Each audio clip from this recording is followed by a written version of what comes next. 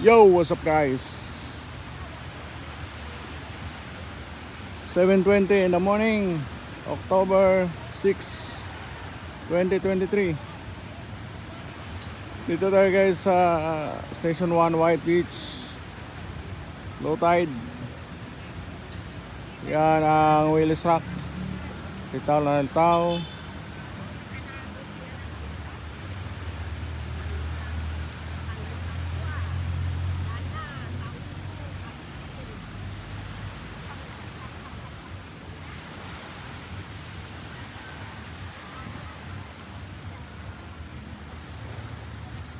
Ready na mag-crystal kayak.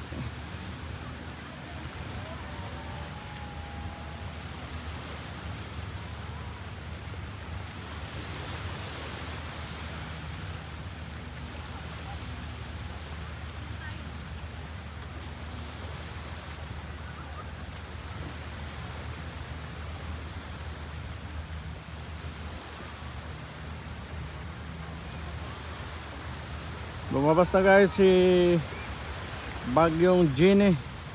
Nandun na siya sa Taiwan. Yan, maganda na yung panahon. May binabantayan yung Pag-asa na low pressure area pero sobrang layo pa. Kaya posibleng matunaw pa yun bago lumapit dito sa Philippine Area of Responsibility.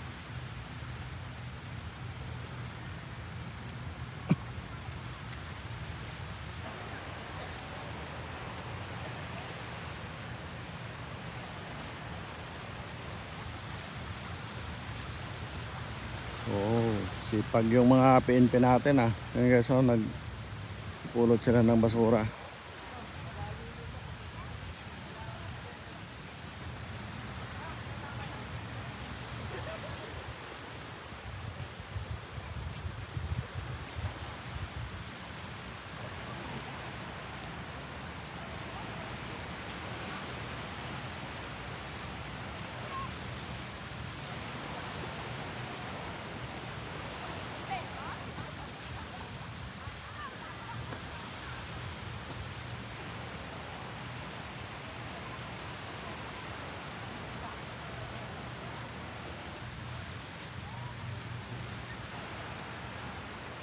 Ganitong oras guys, medyo malamig yung hangin, nasa 27 degrees Celsius, pero pag tanghali nasa 34. Kaya masarap mag-jogging dito maagang maaga.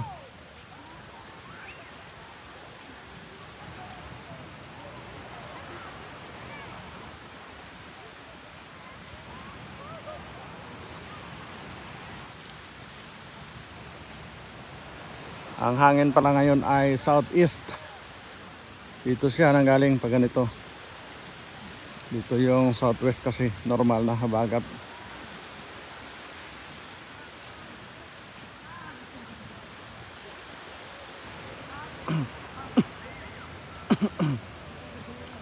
Isa rin yan sa rason na mas malamig pag umaga. Dahil doon siya galing sa kabundukan. Pag dito kasi manggaling yung hangin, siyempre nasa laot yan, mas mainit siya.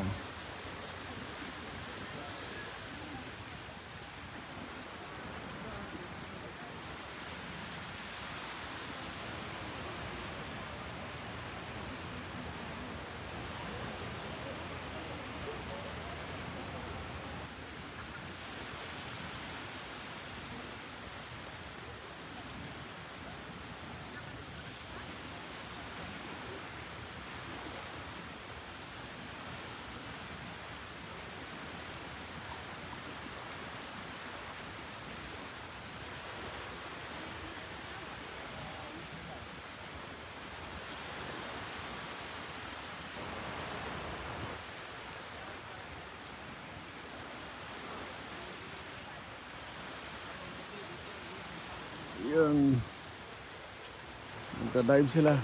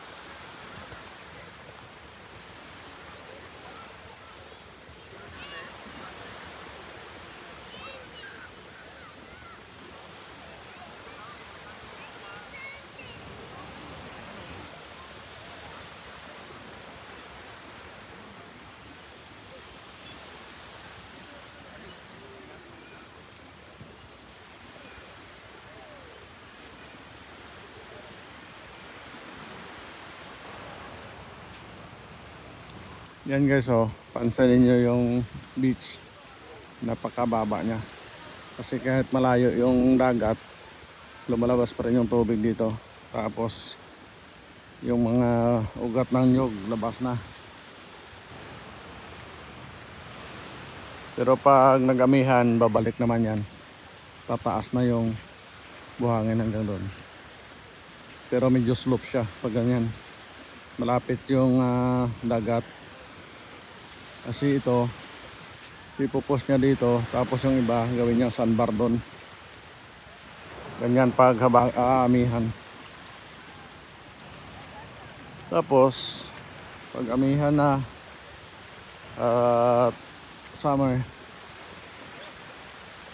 yan, kikita naman natin yung green algae dito.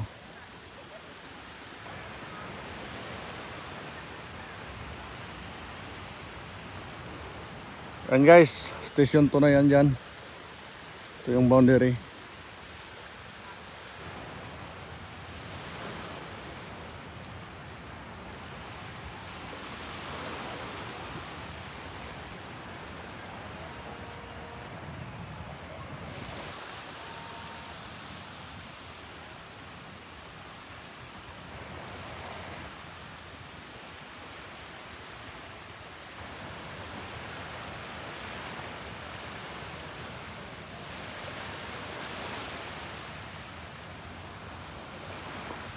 Yun,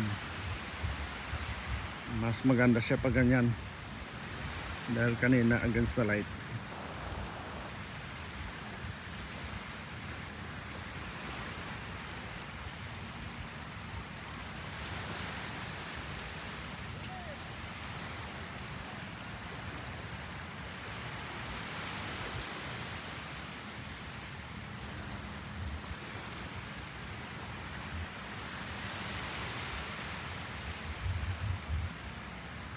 Dati nung bata pa ako, yung bahay namin nasa tabing dagat mismo.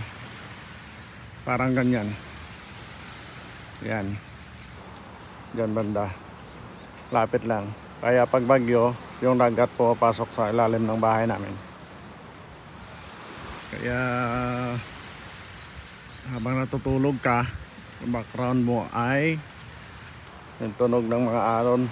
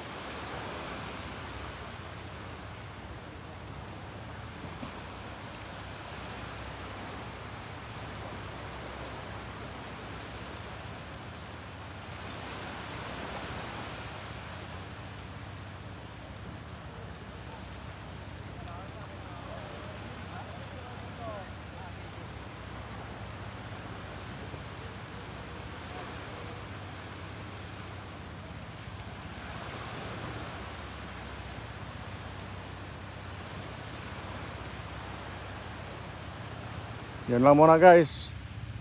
Update ko lang kayo. At least once a week siguro or twice a week. Medyo alanganin na rin kasi mag daily update. Kakatamad na rin.